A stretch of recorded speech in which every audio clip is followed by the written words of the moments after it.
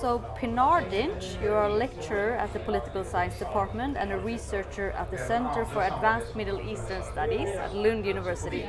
What is environmental racism? Well, this is a concept that was coined by an African-American environmental activist and civil rights defender, Benjamin Chavis, in 1982. And it's actually, you may also call it environmental racism or eco-racism.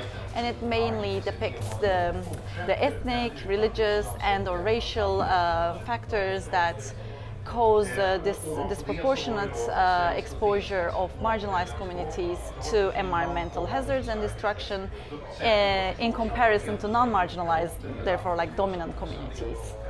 Right. So you conduct your research on the Middle East. Yeah. What is one case of environmental racism that you have researched? Yeah, I mean, maybe before that I should also add that this is not only about, although the concept is called ecological racism, it's not only about racism, but it's also about, structural inequalities and colonialism and imperialism. So although I work on the Middle East and there are no really like racial groups anyways, we can see that the Kurdish groups, who are the marginalized groups in the four dominant nation states, Iran, Iraq, Turkey and Syria, they are the marginalized groups. And my research focuses on the conflict and environment nexus in the Middle East. And what our research findings indicate is that when there's a correlation between conflict events, increased conflict, and fire events. So this means that whenever a peace process ends or there's increased conflict between the state and marginalized groups, then we see more fires, which are also happening in areas where there are forests or other lands with tree cover. So we see the immediate effects of conflict on marginalized group lands.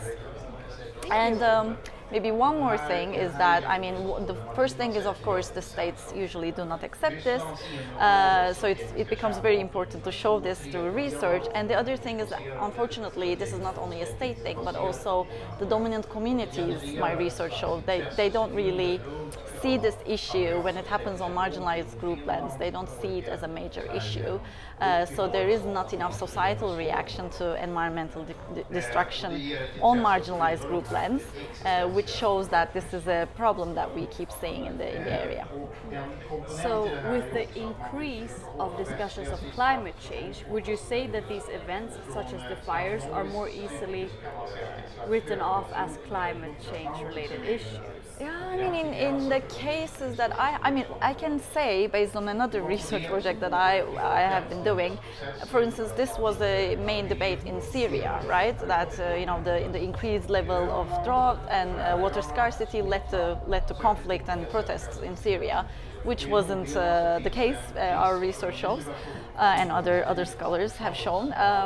But I think, I see your point there that climate issues usually are used as this the cause, whereas we have other factors in the Middle East, such as authoritarianism, structural inequalities, economic problems, and so on, that are also playing a huge part in environmental destruction. It's not only, climate is one of the factors that is affecting this, but that's not the only problem, for sure.